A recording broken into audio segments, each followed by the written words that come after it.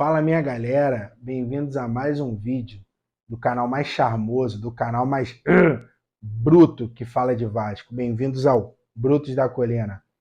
Então, vamos começar falando de um assunto aqui bastante chato, que eu acredito que irritou bastante o vascaíno, os vascaínos nessa semana, sobre o casalzinho lá da Zona Sul, a dupla Fla-Flu, né, de impedir do presidente do Fluminense falar um monte de besteira em rede nacional. Mas, enfim, não é minha praia falar do lado jurídico. Então, trouxe um depoimento aqui do doutor advogado Jorge Carvalho. Ele vai falar com vocês agora o que ficou determinado na justiça. Fala, doutor Jorge. Boa noite, Tyler. Boa noite a todos.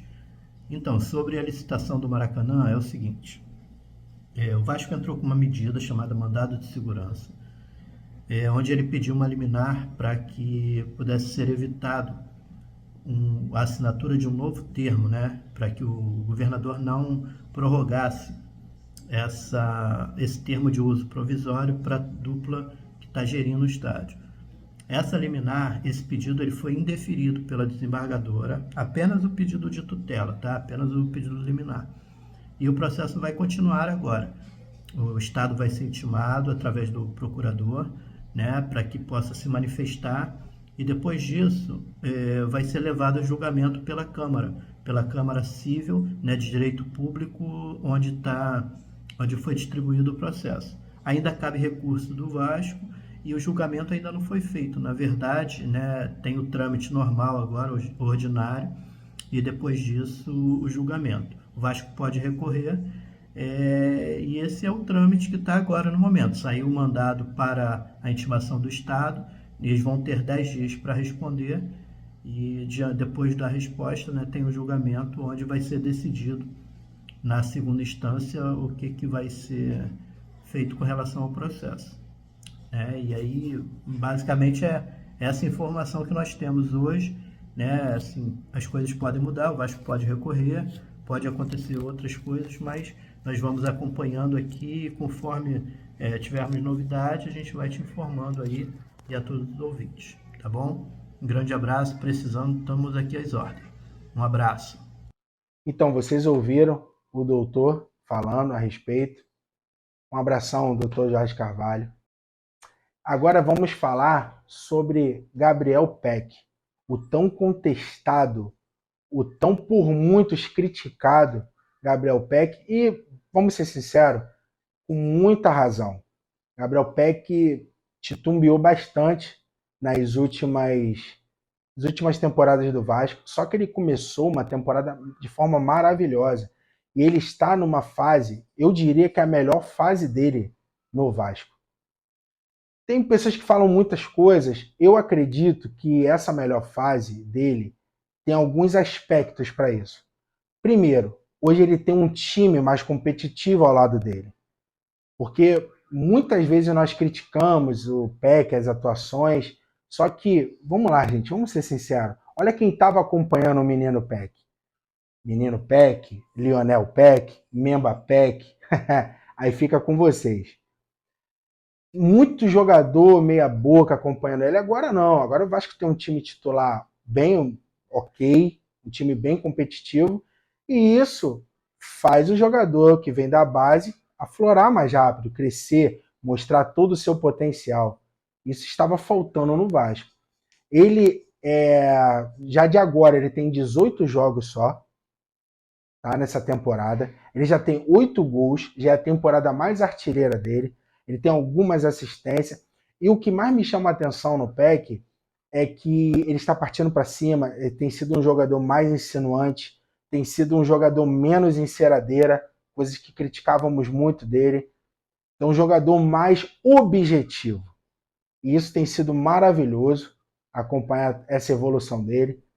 Tem tomado as pancadas e tem procurado ficar mais em pé, procurar mais as jogadas. E isso faz com que o futebol dele vem crescendo. E fora também aquela questão dele recompor bem. Sim, quando o Vasco está pressionado, Se o Vasco joga contra uns times que tem uns alas muito agudos, esses alas não sobem tanto, porque eles sabem que se subir tanto, vai receber bola nas costas do PEC. Então, essa questão também, nesse quesito, o PEC tem sido muito importante para o Vasco. Então, galera, vamos dar o braço a torcer. O PEC tem jogado muito bem e quando merece elogio, temos que dar elogio, ok? Então, galera, vamos falar agora a respeito do Léo Jardim. O tão contestado também Léo Jardim. Muitas pessoas pediam, eu sou uma delas, pediam o Ivan como titular do Vasco. Só que o Léo Jardim ele tem conquistado aos poucos a confiança da torcida. E o goleiro ele precisa de confiança. O goleiro ele pode ser muito bom, ter valores técnicos, só que se ele não tiver confiança, o goleiro eu diria que ele é o único jogador que ele não pode errar. O atacante ele pode errar, o meio de campo, o zagueiro ele pode até errar e o goleiro consertar. Agora, se o goleiro errar, não tem quem conserte. E o Léo Jardim, ele tem mostrado muita segurança. Acredito eu que as mesmas pessoas que atacaram ele nas redes sociais, você é isso, você é aquilo, gente, por favor, mais amor no coração. Vamos lá agora, vamos apoiar o cara. Porque se ele sentir o apoio da massa, ele vai render muito mais, ele vai render melhor. E é muito importante também a gente saber que se acontecer alguma coisa com o Léo Jardim fisicamente, ele se machucar, se ele se contundir, enfim, bate na madeira, temos o Ivan, entendeu? Que é um goleiro do mesmo naipe, goleiro do mesmo quilate dele. Então, hoje, temos 2 bons goleiros. Eu vou falar até que temos 3, porque eu, particularmente, gosto muito do House. Gosto muito dele. Acho que é um jogador que tem um potencial, entendeu? Que vai ficar assim, vai jogar muito menos, mas eu acredito no potencial do House. Então, temos 3 bons goleiros e temos que nos deleitar com isso, porque muito tempo não tínhamos 2 goleiros do mesmo nível. Então, vamos lá, Léo Jardim, estamos com você. Vamos falar agora do nosso próximo adversário, na próxima segunda-feira, se eu não me engano, às 20 horas, em São Januário. Iremos enfrentar o Bahia. Então, gente, eu confesso para vocês aqui, sem muito rodeio, eu pouco vi o Bahia esse ano. Eu parei para assistir algumas lives de torcedores do Bahia para entender como é que é a formatação, entender como é que o time joga, como é que o time se defende, enfim. E eu também assisti o último jogo deles, que foi contra o Botafogo, que eles perderam por 2-1. Então, gente, é muito difícil de decifrar o time do Bahia. Vou explicar para vocês o porquê. O time do Bahia ainda é um time em formação, muitas peças novas, igual o nosso, trazendo para o nosso lado, o time do Vasco, muitas peças novas, um time ainda em formação. Só que o Vasco hoje ele já tem uma cara, ele já tem um formato. Nós vascaínos, ou quem acompanha o Vasco, já sabe como o Vasco joga. O Bahia não. O Bahia tá uma bagunça tática. Vamos falar assim de forma mais educada possível. É uma bagunça tática. Só que eu consegui detectar alguns pontos positivos e outros negativos. Vamos aos pontos positivos. O Bahia, ele ataca muito pelas laterais, pelos flancos do campo, com muita velocidade. Com o Vitor Jacaré de um lado e com o Ademir de outro. É um time muito veloz pelas suas laterais. É um ponto positivo. Outro ponto positivo também do Bahia, eles têm um centroavante muito bom. Inclusive, há uns tempos atrás eu queria esse centroavante no Vasco, o Everaldo. Quem não lembra do Everaldo, que em 2019 fez uma excelente campanha com a Chapecoense, aí foi vendido para o Japão, aí no Japão eu não acompanhei, não sei como ele se saiu, mas eu acho ele um excelente jogador. Então, esses são os pontos positivos. Pontos negativos, foi como eu já disse, é um time muito bagunçado, é um time muito assustado. Vamos lá? O Bahia, ele estava até fazendo uma partida razoável, tá bem razoável contra o Botafogo, só que o Botafogo abriu o placar com o Júnior Santos. Depois o Bahia se tornou um time completamente acuado, um time completamente assustado.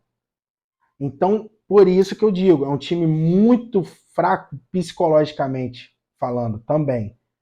E depois que o Bahia empatou, jogou, continuou jogando bem, indo para cima, até com as variações de jogada bem interessante, virada de ponta a ponta bem rápido. Só que depois chegou no segundo tempo, que o Botafogo jogou de forma mais reativa. Quando o Botafogo fez o segundo gol, acabou. Os nervos dos jogadores do Bahia se deterioraram dentro do campo. Eles praticamente ficaram totalmente perdidos. Então é um time muito cru ainda. Então acredito que se o Vasco tiver a competência de abrir o placar com a ajuda da nossa torcida, eu tenho certeza que São Januário vai ficar pequeno, como de fato São Januário está pequeno para a nossa torcida. A festa da torcida, se a gente conseguir abrir o placar, eu vejo o Bahia, eu vejo o Bahia como uma presa fácil. Se o Vasco tiver inteligência para jogar, o Bahia vai se tornar uma presa fácil. Mas aí que está o problema, porque eu acredito que o Bahia vai jogar contra nós muito atrás. Eles não vão atacar, eles não vão de peito aberto. Então eu acredito que o Vasco abrindo para cá, sabendo jogar o jogo, jogando bem, pode encaminhar até com uma certa facilidade. Repito, com uma certa facilidade. Pode ganhar esses 3 pontos do Bahia. Então é isso, galera. Vai ficando por aqui mais um vídeo, tá? Se inscreva no canal, acione o sininho, tá? Dá aquela moral. Lembre-se, Vascaíno ajuda Vascaíno.